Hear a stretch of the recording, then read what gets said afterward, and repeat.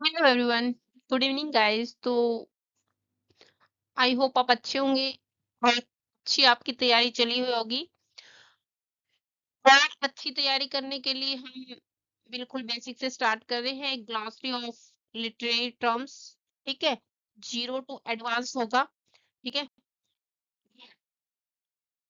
तो हम बात कर रहे हैं आज ग्लॉसरी के बारे में। ग्लॉसरी का फर्स्ट लेटर है अपसर्ड, ठीक है।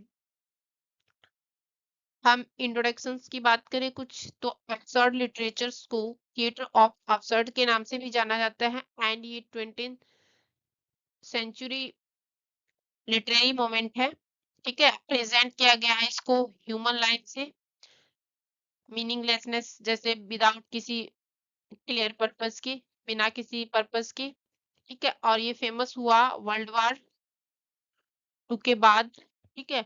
अगर हम इसकी ट्रम की बात करें तो ट्रम क्या है, ट्रम की बात करें तो जैसे जो आप थिएटर ऑफ अपसर्ड है, इसको पॉपुलर किसके द्वारा, मार्टिन मैस्लिन के द्वारा।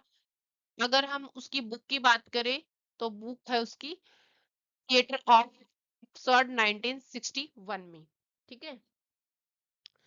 तो ये क्या है थिएटर ऑफ अपसर्ड, बेतुका रंगमंच मंच है ये, यानी बेतुकी बातें, बेतुकी मतलब इसके जो जीवन है, जो ह्यूमन लाइफ है, वो एक मीनिंगलेसनेस दिखा रहा है, ठीक है। उसमें कुछ नहीं है, खाली है वो, बेतुका सा है उनका जीवन, यानी लाइफ्स। और ये मतलब वर्ल्ड वॉर 2 के बाद ही फेमस हुआ, यानी पुरानी चीजें, पुरानी मान्यताएं या धर्म से बिलीव उड़ जाना जैसे, ठीक है। अगर इसमें मेन पर्सन की बात करें तो ये है मार्टिन एस्लिन ने, जो मतलब 1961 में थिएटर ऑफ अपसर्ड के जरिए मतलब एक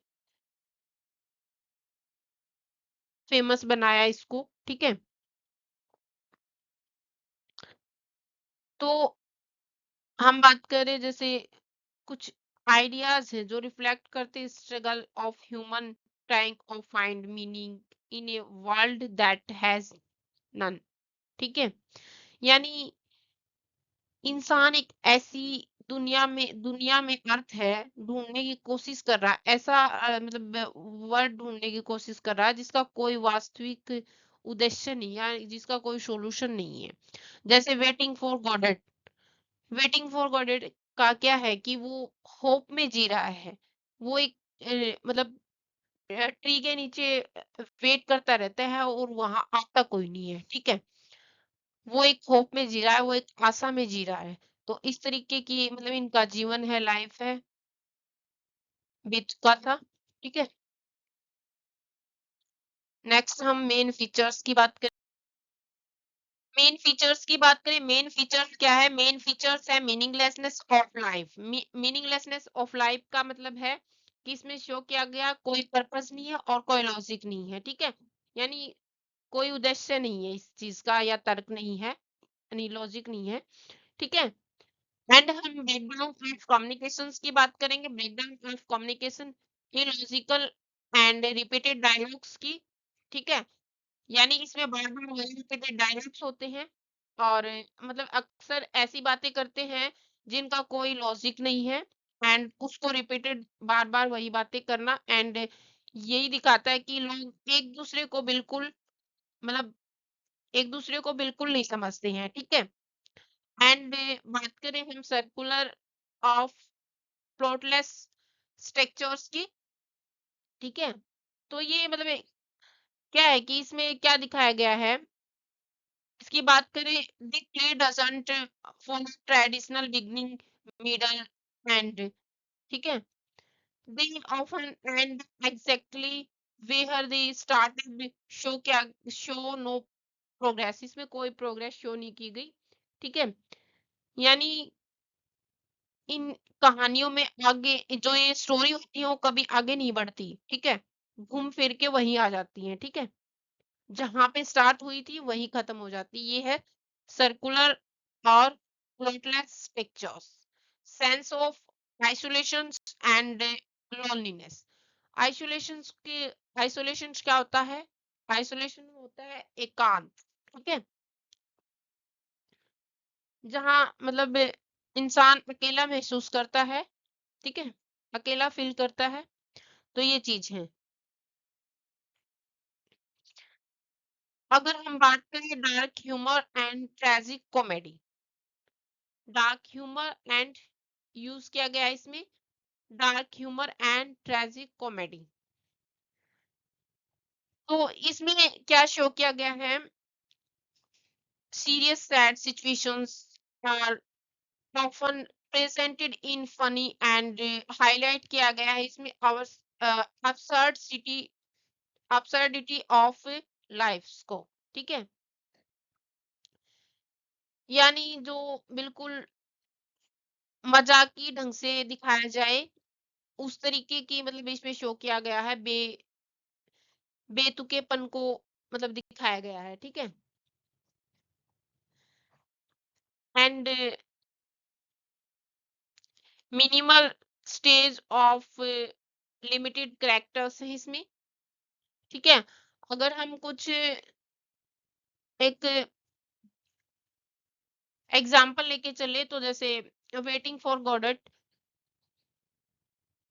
गोडो है जो मतलब वो ट्री के नीचे मतलब वेट करता रहता है और जैसे वहां कोई नहीं आता तो उसकी होप है, एक आशा है कि कोई आएगा, है ना, और वहां कोई नहीं आता। तो ये चीजें मीनिंगलेसनेस ही है, ठीक है। हम अब major writers of absurd literatures की बात करेंगे। मेजर राइटर्स, ठीक है, मेजर राइटर्स की बात करेंगे। सैमुअल बेकेट, सैमुअल बेकेट क्या है? Samuel Beckett most important for dramatic है। He is a central figure, ठीक है, 20th century literatures and the theatre of absurd।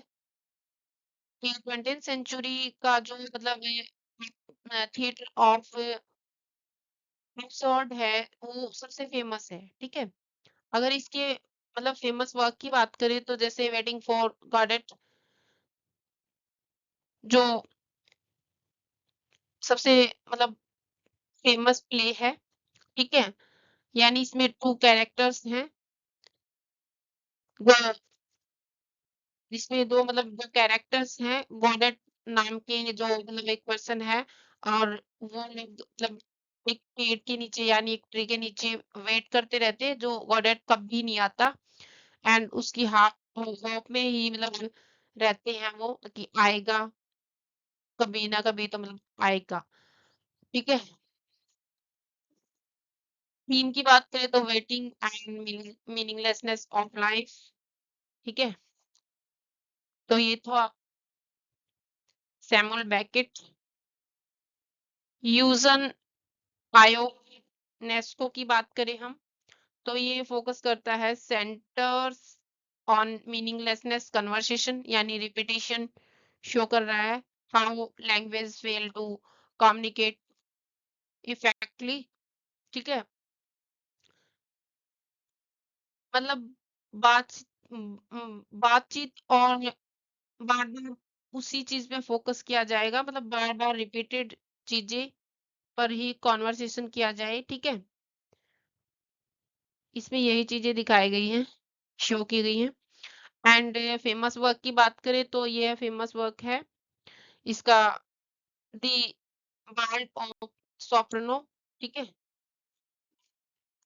ये इसका फेमस वर्क है, ठीक है। नेक्स्ट, हेलो पिंटो, ठीक है, ये पिंटर्स क्यू स्टाइल के लिए भी जाना जाता है, म्यूजिक एंड साइलेंस, ठीक है। एंड इसका फेमस वर्क है दी बर्थडे पार्टी। जीन जेनेट की बात करें तो ये एक्सप्लोर करता है आइडेंटिटी एंड इल्यूजन्स को, और इसका फेमस वर्क है दी मेड्स, ठीक है। आगे हम जैसे डार्क कॉमेडी और ब्लैक कॉमेडी के बारे में डिस्कस करेंगे। डार्क कॉमेडी की बात करें, dark comedy is A style of humour makes jokes serious, painful, uncomfortable topics like death, fear, social problems, ठीक है। एंड एग्जाम्पल्स की बात करें तो जैसे waiting for Godot, jokes and talk casual while facing hopelessness, ठीक है। डार्क कॉमेडी, इसके अंदर जैसे हंसी मजाक में ही मतलब सीरियसनेस चीजें दिखाई जा रही हैं, ठीक है। मजाक मतलब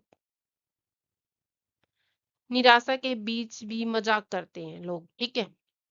ये चीजें इसमें शो हो रही है, दिखाई जाती हैं, ठीक है। हंसी कोई उदासी के साथ मिलती है, मतलब हंसी के साथ उदासी भी मिक्स है इसमें, ठीक है। एंड ब्लैक कॉमेडी की बात करें, ब्लैक कॉमेडी क्या है? Black comedy is a very similar to dark comedy.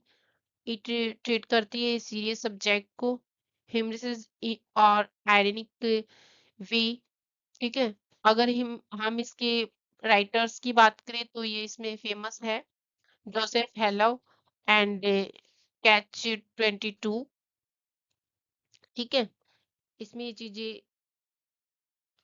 दिखाई गई हैं जिसमें मतलब वार हैं एंड डेथ्स हैं जैसी चीजों को मजाक के जरिए दिखाते हैं, ठीक है। तो हम अब मल्टीप्ले चॉइस कुछ क्वेश्चंस करेंगे, चॉइस क्वेश्चन करेंगे।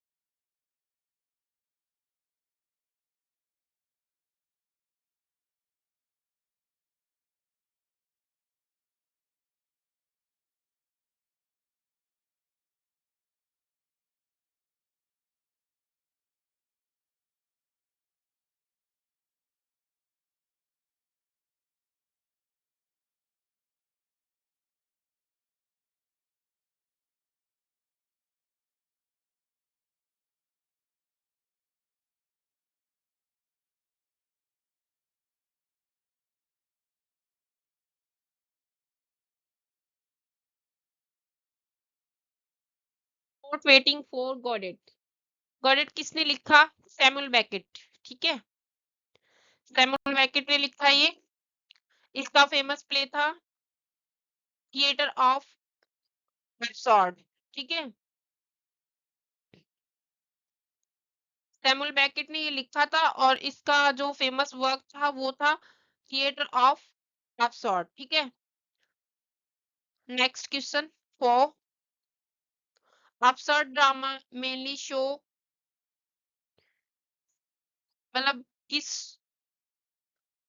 रूप में दिखाया जाता है, जो एब्सर्ड ड्रामा है शो किया जाता है, ठीक है। तो ये आपको पता ही होगा, मीनिंगलेसनेस ऑफ लाइफ, बेतुकी लाइफ जिसका कोई लॉजिक नहीं था, ठीक है।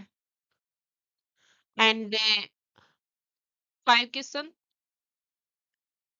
विच writer is associated with meaningless conversation in drama, ठीक है। तो ये मीनिंगलेसनेस से कन्वर्सेशंस मतलब किस राइटर से के साथ एसोसिएटेड है? तो ये है यूजन इनेटको, ठीक है। अगर हम इसकी फेमस वर्क की बात करें तो इसका फेमस वर्क है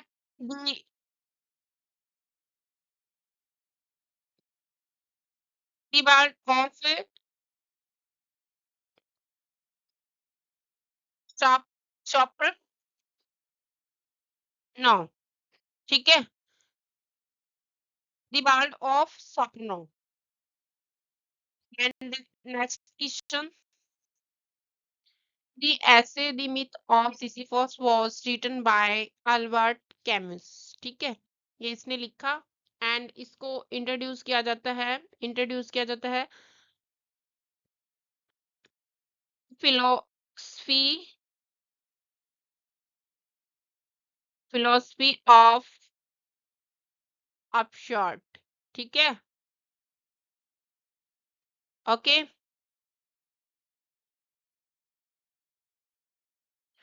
एंड ये फेमस फ्रेंच फिलोसोफर भी है, ठीक है। फ्रेंच